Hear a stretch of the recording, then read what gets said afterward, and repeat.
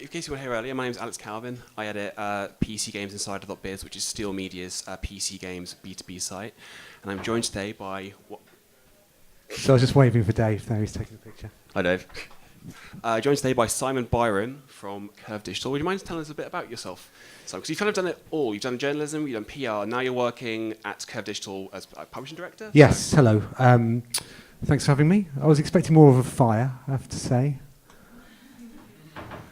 Budget. I haven't done one of these before, so wondering what to wear. Yeah, I'm Simon Byron. I started off as a games journalist 100 years ago, working for Commodore Amiga magazine called The One. I did that for a bit. I was made editor of The One the day that Commodore went bust, which was a coincidence, I'm assured.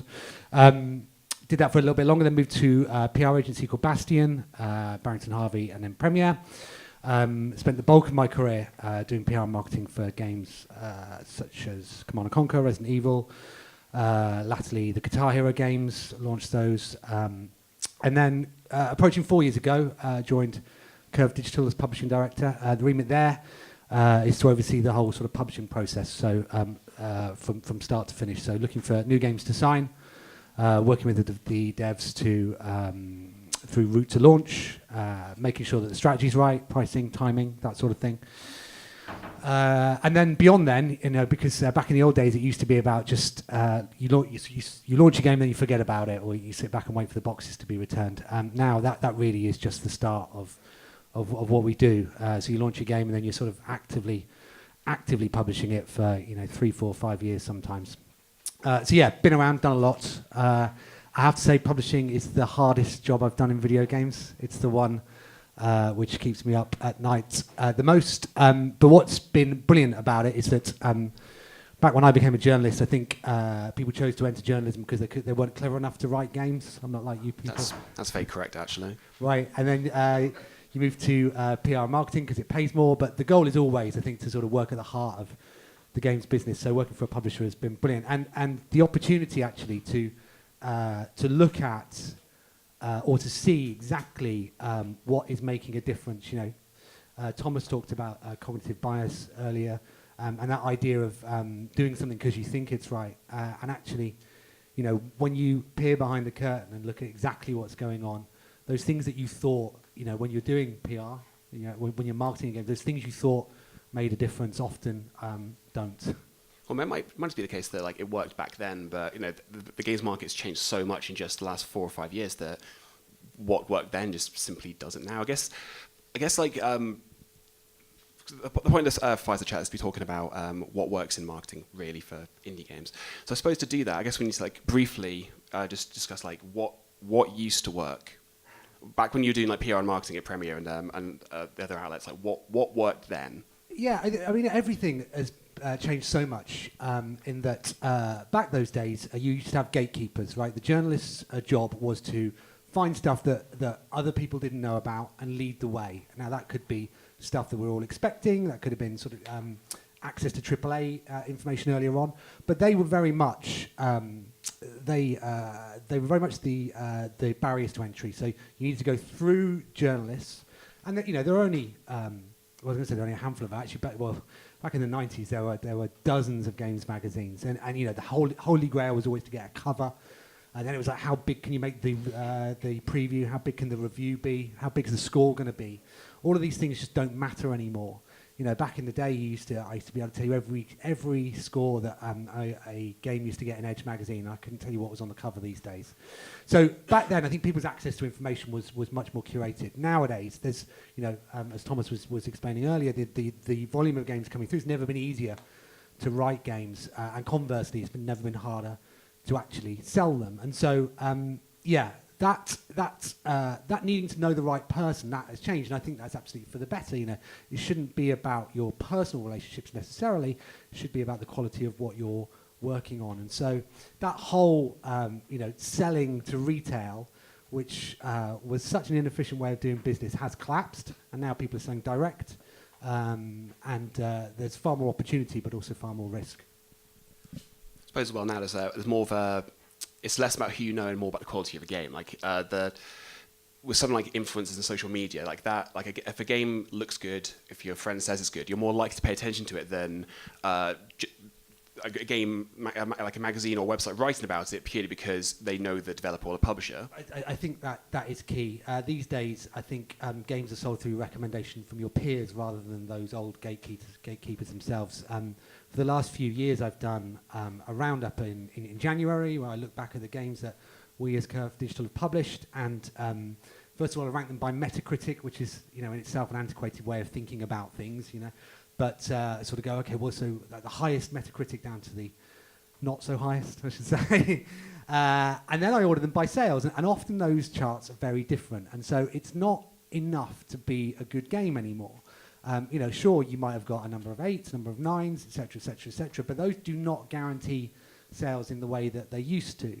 The games that we see doing well and are games that we sort of actively look for are games that are good, first of all, but secondly have an appeal beyond what you'd consider sort of core games communications. So particularly streamers and influencers. We see so much being driven by people streaming our games either before release, during release, and then years after launch. Often, again, Thomas pointed back to the data points that we all have access to at the moment. There have been some days when I've got into the office and we've logged into Steam and we're like, shit, why is that game selling?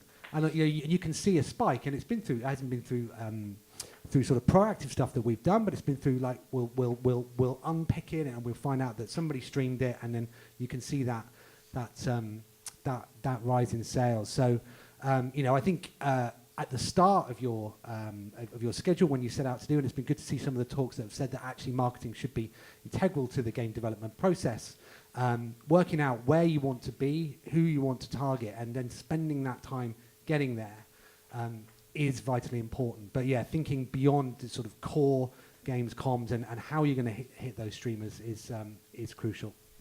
With some talking to streamers, YouTubers, like those influencer types, is it always kind of like an organic process? Like you just find out that someone's been playing your game, or is it a case of like sometimes you approach them? Like, I guess, can you tell me a bit about how that process works, if you see what I mean? Yeah, it's so the people talk about whether you should pay streamers or not, and I prefer not to. I think that there is a direct relationship between the two where streamers need content that other people don't have. And when can you offer them that? You can offer them that before the game is launched. So if you can give them access to a playable slice, a particular bit, that you create specifically for them that ends with a splash screen going, here's the release date, this is where it's coming out. That's when they need you more than you need them. Okay, you can give them stuff that not everybody. Everybody wants to be a streamer these days. My 10-year-old son, Dexter Gamer TV, please subscribe. He's got 50. How many has he got now? Got 50. He needs 100 for a custom UI. That's all the kids want to do is be a streamer. So there's no shortage of people that are willing to stream your game. But if you reach out to ones that are relevant, now not necessarily the ones with the biggest numbers.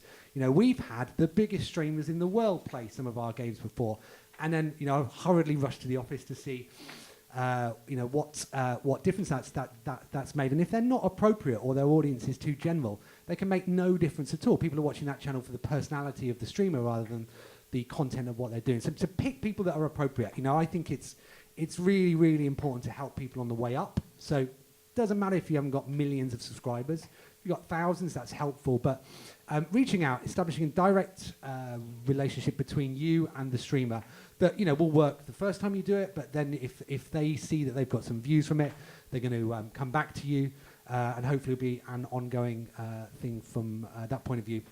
Not just YouTube, Twitch, Mixer is becoming really important as well.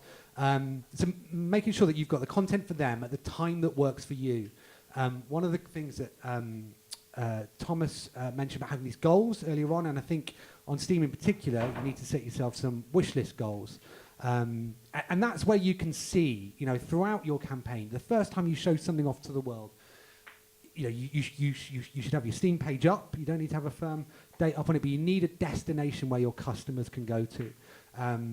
Wish listing is the most proactive of those, and so where you can see day by day. You put a video out, put a press release out, put some this, that, and the other up. Is it making any difference? If it is, do more of it, and if it isn't, find something else to do. Cool. So obviously we're just talking there a bit about I guess the changing nature of the media and the growing power of like influencers and streamers and that. What would you say, like in 2019, the role of the games media is in helping get the word out about your game, if any? You don't need to say nice things about us just because I'm sat here. No, I think they used to be everything, and now they are a part of that.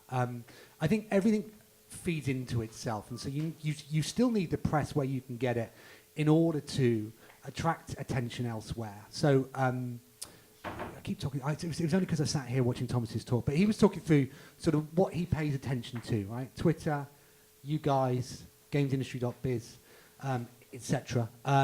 That's where he sees information. Now, work out who you're targeting and find out what do they read. Now, the average consumer probably doesn't care about trade press. What they do care about is consumer press. They definitely care about watching other people play stuff. But with the games press specifically, it can really, really help get that. It can help you get a foot in the door, sort of in a much more broader sense. If you go to somebody from the off, they haven't heard of it at all. You have to do all the work yourselves. If you go and say, hey, that thing you read about, or I've seen that you're interested in that. How about we do something together? That's where it can really help. It's still an endorsement, The traditional games media is still that gatekeeper. They have gone from leading opinion to chasing it in some instances, particularly the consumer websites. Back in the day, they would tell you what you should, what was interesting. Now they're only writing about what's already popular, and because they're doing that, it becomes more popular itself. And it becomes this circle of news where they're only writing about what's currently top of the charts, and that's really, really, really hard to break into. But it's certainly worth the effort. In that, if it doesn't have a tangible increase in your wish list, it can help elsewhere and open doors where people have seen it themselves. Well, right to start, you were talking about how back in the day, games were very much a fire and forget thing. Like, you launch the box at retail, you don't have to worry about it after that point. Whereas now we're entering more of a service-based market. Games have longer tails, and we're used to hearing about that kind of stuff with games like Destiny or Overwatch, like games that launched years ago, but more content keeps coming to, people keep playing them. But it's also a bit of a thing for the indie space as well. I mean, I think you found Curve found with Human Fall Flat. Like, that game did okay on launch, but then you released the multiplayer and some other stuff, and it just skyrocketed in popularity, like way after launch, wasn't it? Yeah, I think what consumers want is a longer-term relationship. They want to know that they're not just paying once and then that's it. And so actually making sure that you are, updating your game. Now, that can be at its most simplest. That can be patches, quality of life updates. But if it's content, particularly free, that's demonstrating that the relationship is two-way. Now, that itself can have much, much broader benefits. If you time those updates with price promotions across the various stores that you're on, then that's when you can get new players in. That circle then continues where they start telling through word of mouth, hey, I've got this game, I'm playing this, particularly if it's multiplayer. But yeah, it was a year ago here actually. I was sat, in fact, in the same room when we were top of the Steam charts 20 months after we launched, and that was down to a couple of things. That was down to the introduction of online multiplayer. The community itself. Listen to your community, find out what they want, and they were banging on about the ability to play not just locally but online as well. So that was introduced, and then we caught the imagination of some streamers, particularly in China, and it went really crazy. But yeah, demonstrating that commitment. The games that we sell are premium quality, so it's pay once play. There may be some paid for DLC, but generally it's we aren't generating money on a daily or monthly basis, and so making sure that our consumers understand that commitment and that we are there. And that they can see that there's some activity, We've all seen, if you look at the store and it says this game hasn't been updated for 2 to 3 years, then we've all got other stuff to play. So, why would you get on board then? You need those, same with Kickstarter campaigns, you need those signs of life, I guess you'd call them. You do. Kickstarter's really interesting in that, we've signed some games that have failed on Kickstarter, and that's a it's such a harsh judge. Kickstarter, you need a like many things, you already need a community to be successful. And if you've got a great idea but no community, you shouldn't take the fact that you didn't reach your goal as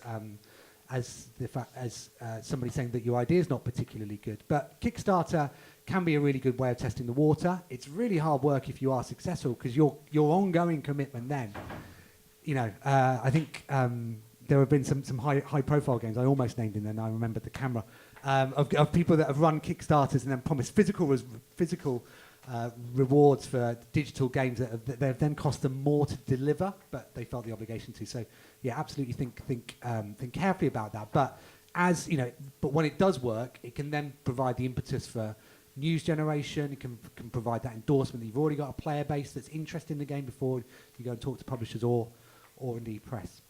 Well, I mean, informed of that's all we have time for, I'm afraid. That whizzed by, didn't it? It really did, didn't it? I was concerned that it veered a little bit too much towards sort of old man reminisces. But hopefully the illustrations between sort of how things used to be and where we're moving to now are interesting. But if you've got any further questions or anything like that, please hit me up or We could grab probably me do on something on the Twitter. site about this as well, couldn't we? Sorry. We could do something on the site about this, couldn't we? Well, exactly, yeah.